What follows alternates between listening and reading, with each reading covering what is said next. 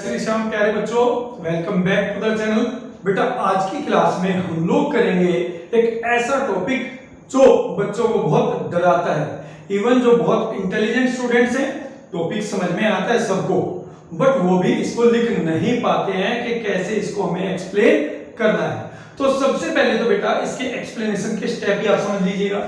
सबसे पहले हमें लिखना होता है बेटा इसकी डेफिनेशंस कि भाई कंज्यूमर इक्विलिब्रियम से मतलब क्या है। What is the definition of consumer equilibrium, या वो क्या कंडीशन है, ठीक है, जिसको हम कंज्यूमर इक्विलिब्रियम कहते हैं। फिर दूसरा लिखना है बेटा कंडीशंस कि भाई कंडीशंस क्या होती है कंज्यूमर इक्विलिब्रियम में, कैसे पता चलेगा कि कंज्यूमर कहां पर इक्विलिब्रियम में है और कहां पर इक्विलिब्रियम में नहीं है।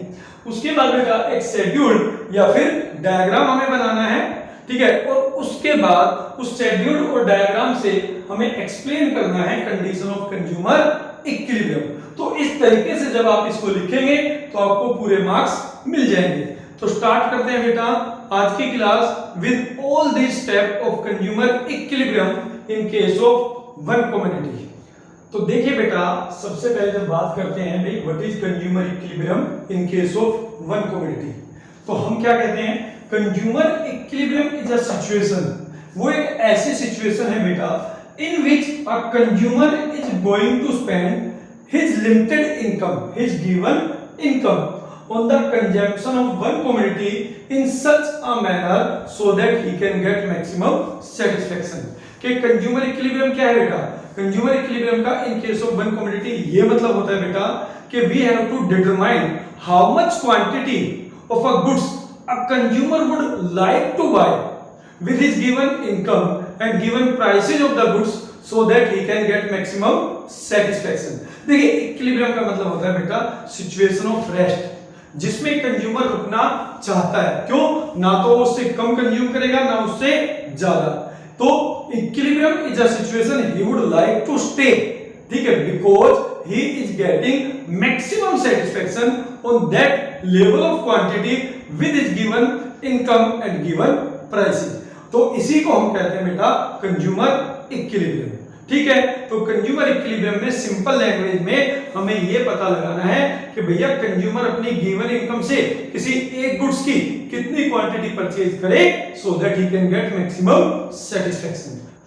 तो अब देखते हैं बेटा कि कैसे कंज्यूमर ये डिटरमाइन करता है कि how much quantity he should buy with his given income and given prices of the goods, ठीक है। तो बात करते हैं बेटा कंडीशन ऑफ कंज्यूमर इक्विलिब्रियम की इन case of one commodity. Goods के ऊपर जो हम खर्च करते हैं बेटा वो उससे मिलने वाली यूटिलिटी के बेस पे करते हैं। अगर उस गुड्स की यूटिलिटी हमारे लिए ज्यादा है तो हम ज्यादा प्राइस देने के लिए तैयार हो जाते हैं, और उसकी यूटिलिटी कम है तो हम प्राइस भी कम ही देते हैं। जैसे कोई लोग है बेटा वो ड्रिंक नहीं करते, सिगरेट नहीं पीते, तो उनके लिए ड्रिंक और सिगरेट की यूटिलिटी कितनी है, जीरो। तो क्या उस पर कुछ खर्च करते हैं? नहीं करते। बट जिनके लिए उसकी यूटिलिटी बहुत ज्यादा है वो उस पर कितना भी खर्च करने के लिए तैयार हो जाते हैं। तो इसका मतलब किसी भी गुड्स का प्राइस जो है उससे मिलने वाली यूटिलिटी के ऊपर बेस्ड है, ठीक है। ज्यादा यूटिलिटी तो प्राइस भी ज्यादा, कम यूटिलिटी तो प्राइस भी कम। बट रियल लाइफ में क्या होता है, रियल लाइफ में जो हम प्राइस पे करते हैं वो सेम यूनिट्स अगर आपकी है तो आपको सेम प्राइस ही पे करना पड़ता है। जैसे आप कहीं पर रोटी खाने जाते हैं तो पहली रोटी के लिए 10 रुपए दोगे तो दूसरी के लिए भी आपको 10 ही देने पड़ेंगे, चाहे आपको यूटिलिटी कम मिलती हो, ठीक है। तो इन्हीं चीजों को बेस बनाकर बेटा हमें स्टडी करना है कंज्यूमर इक्विलिब्रियम। तो देखिए consumer equilibrium in case of one commodity हमारी जो कंडीशन है बेटा वो होती है MUX equal to price of X। अब इसका मतलब क्या होता है बेटा, जिस यूनिट पर, ठीक है, जिस नंबर ऑफ क्वांटिटी पर आप गुड्स की मार्जिनल यूटिलिटी और उसका प्राइस दोनों एक दूसरे के इक्वल हो जाएगा, ठीक है, तो वो वहां पे आके रुक जाएगा and this will be called condition of consumer equilibrium, ठीक है। तो देखते हैं बेटा इस शेड्यूल में, तो देखिए इस शेड्यूल में क्या हो रहा है, पहली यूनिट से मार्जिनल यूटिलिटी कितनी मिल रही है 10। अब देखिए हमने कहा marginal utility is equal to price of X, यानी जो मार्जिनल यूटिलिटी है वही प्राइस के इक्वल होती है।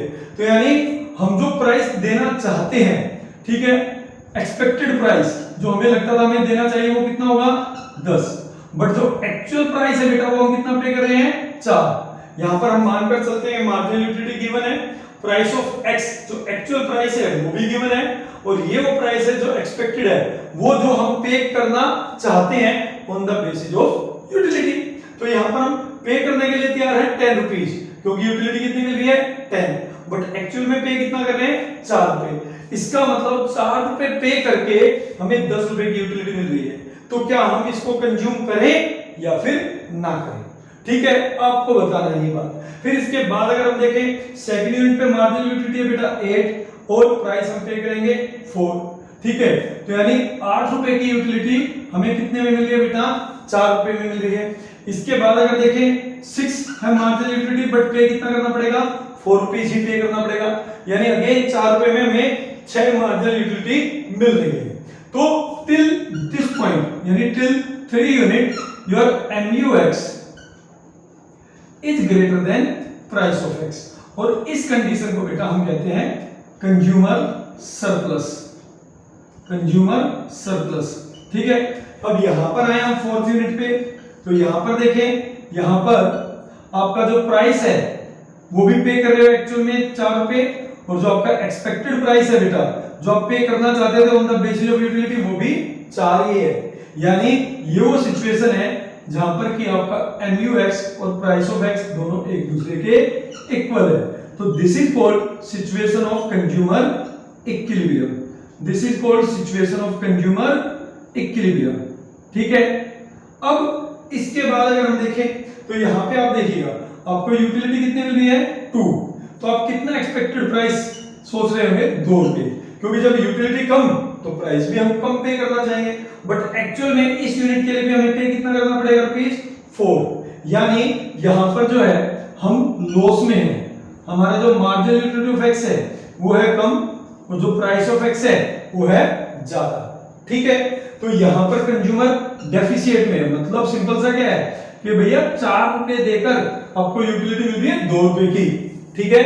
4 रुपए देकर हमें यूटिलिटी कितनी मिलेगी 2 रुपए की। तो क्या कोई एक रैशनल, कोई एक समझदार कंज्यूमर कभी भी यहां पर जाएगा, वो कभी भी यहां पर नहीं जाएगा, ठीक है। तो ये है कंज्यूमर डेफिशिएट की सिचुएशन। हालांकि बुक में ऐसा नहीं लिखा, बट मैं बता रहा हूं कि घाटा है, घाटा क्या भैया 4 रुपए खर्च करके 2 रुपए की यूटिलिटी मिल रही है। तो rational consumer never will go for this kind of situations, he will stay at this point, ठीक है। वो पहले क्यों नहीं रुकेगा, क्योंकि वहां पे उसका मार्जिनल यूटिलिटी है ज्यादा और प्राइस है कम, और जब तक मार्जिनल यूटिलिटी प्राइस से ज्यादा होती रहेगी बेटा, ठीक है, तब तक वो एडिशनल यूनिट कंज्यूम करता रहेगा, और ultimately he will stay at the level of quantity where MUX is equal to price of X, तो वहां पे आके वो रुक जाएगा, ठीक है बेटा। This is on the basis of schedule. अब बात करते हैं, इसको एक्सप्लेन करेंगे with the help of diagram.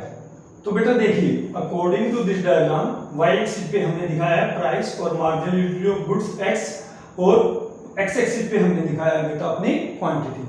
तो according to the diagram this is your 4 unit, ठीक है, at which a consumer would be in equilibrium. क्यों? क्योंकि इस पॉइंट पे देखें, अगर आप यहाँ पे जो हमारा MUX है, ठीक है, वो इक्वल है प्राइस ऑफ x की। तो at 4 unit of goods a consumer is in equilibrium because at 4 unit of good x our marginal utility of commodity is equal to price of x, ठीक है।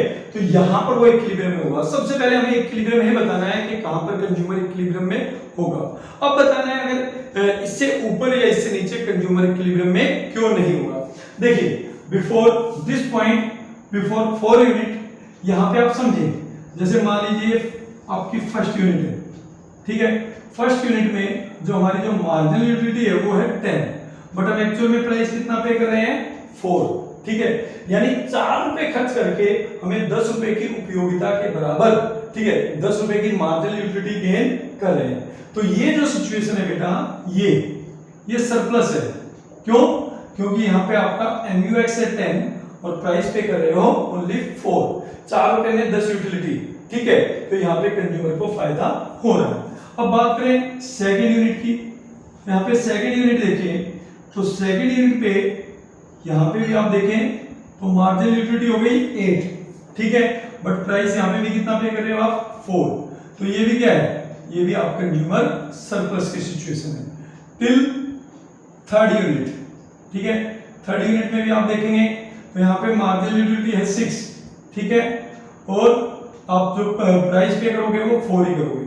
तो before this point all these, ठीक है, ये जो condition है बेटा ये कंज्यूमर सरप्लस है, ये कंज्यूमर सरप्लस है, क्योंकि in this situation MUX is greater than price of x, यानी जितना आप प्राइस पे कर रहे हो उससे ज्यादा प्राइस की आपको यूटिलिटी मिल रही है। तो क्या कंज्यूमर कभी भी रुकेगा?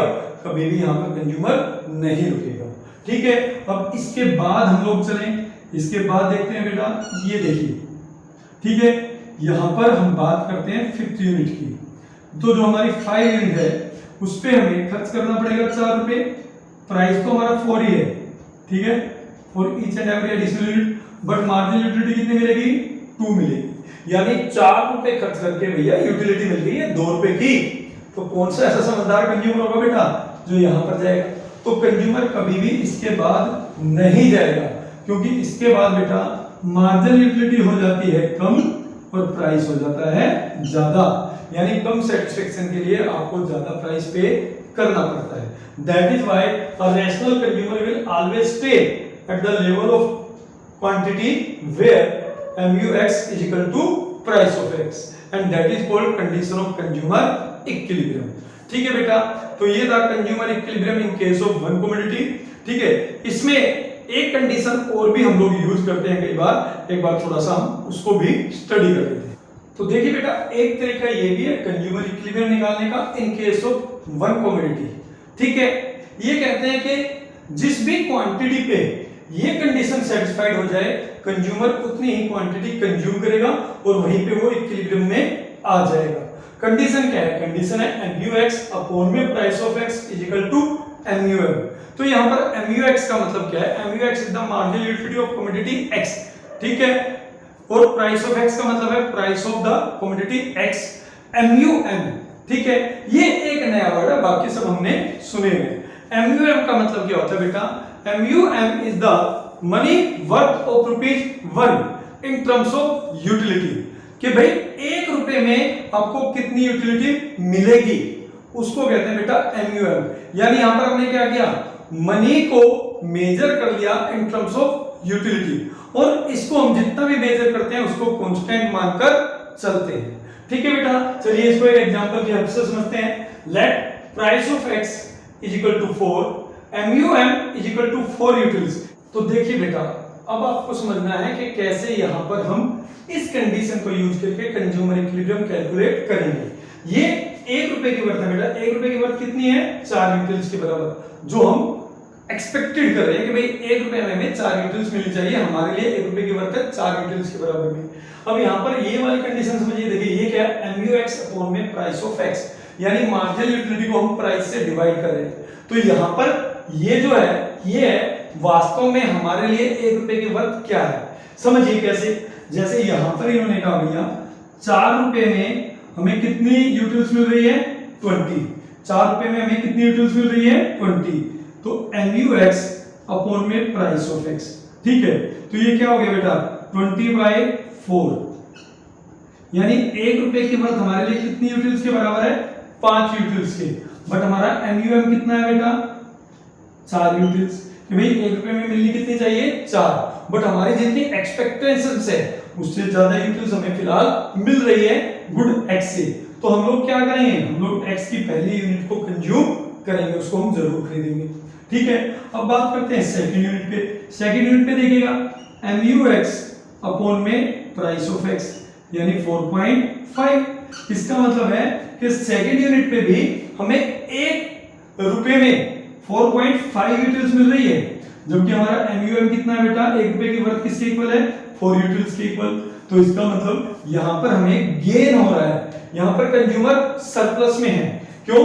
1 रुपए में वो जितना MUM इन्होंने डिसाइड किया था उससे ज्यादा 1 रुपए की वर्थ से उनको यूटिलिटी मिल रही है। और जब तक marginal utility of X upon में प्राइस ऑफ X, ठीक है, जब तक आपका MUX अपॉन में price of X is greater than MUM, तो ये कंडीशन होगी बेटा कंज्यूमर इक्विलिब्रियम की, सॉरी कंज्यूमर सरप्लस की। और जब तक कंज्यूमर सरप्लस में है तब तक वो एडिशनल यूनिट कंज्यूम करता रहेगा। अब चलते हैं थर्ड यूनिट पे। थर्ड यूनिट पे देखिए फिर 4 रुपए खर्च किया, बट कितना यूटिल्स मिल रहा है 60, तो मार्जिनल यूटिलिटी 16 है, यानी 1 रुपए की वर्थ है 4 यूटिल्स के इक्वल। और हमारा एमयूएम भी कितना है बेटा 4 ही है। तो यहाँ पर हमारे लिए 1 रुपए की वर्थ और 1 रुपए की मार्जिनल यूटिलिटी, ठीक है, दोनों एक दूसरे के इक्वल है। तो ये हो जाएगा बेटा कंज्यूमर इक्विलिब्रियम, ठीक है। अब इसके बाद जब आप जाते हैं तो देखिए यहां पर क्या हो गया, ये हो गया 14 और ये हो गया 4, यानी 3.5। इसका मतलब होता है कि बेटा 14 को जब 4 से डिवाइड करोगे तो 1 रुपए में आपको 3.5 यूटिल्स मिल रहा है, जो कि 1 रुपए की वर्थ कितनी है बेटा 4 है। और यहां पे आप देखें 12/4 दैट इज 3, जबकि एमयूएम कितना है 4। तो यहां पर क्या कंडीशन हो गई, यहां पर हो गई बेटा कि MUX अपॉन में price of X is less than MUM, ठीक है। तो ये कंज्यूमर डेफिशिएट में है, ठीक है। आप उसी 1 रुपए को किसी और चीज पे खर्च करते तो आपको 1 रुपए में 4 यूटिल्स मिल सकती थी, बट आपको यहाँ पर कितनी मिली है 3.5 और 3। तो क्या कंज्यूमर कभी भी यहाँ पर जाएगा, वो कभी भी यहाँ पर नहीं जाएगा। और क्या कंज्यूमर कभी यहाँ पर पहली और दूसरी यूनिट पे रुकेगा, वो यहाँ पर भी कभी भी नहीं रुकेगा, क्योंकि यहाँ पर 1 रुपए की वर्थ उसके लिए ज्यादा है एमयूएम से, ठीक है। और जब तक ज्यादा है तब तक वो एडिशनल यूनिट कंज्यूम करता रहेगा। तो अल्टीमेटली वो कहाँ रुकेगा बेटा, वो रुकेगा थर्ड यूनिट पर, वो रुकेगा थर्ड यूनिट पर, जहां पर आपका MUX अपॉन में price of X is equal to MUM, ठीक है। यानी जहां पर 1 रुपए की वर्थ और 1 रुपए की मार्जिनल यूटिलिटी दोनों एक दूसरे के इक्वल है। 1 रुपए की वर्थ का मतलब MUX अपॉन में प्राइस ऑफ X। क्लियर है, समझ में आया कैसे इसमें हम कंज्यूमर इक्विलिब्रियम निकालते हैं। आई होप आपको ये समझ आया होगा। डायग्राम बिल्कुल वैसे बनेगा जैसे पहला बनाया था, बट यहाँ पर थर्ड यूनिट लिखना है, हमें फोर्थ नहीं लिखना है। क्लियर है, अब मिलेंगे अपनी नेक्स्ट क्लास में, तब तक के लिए बेटा जय श्री कृष्ण।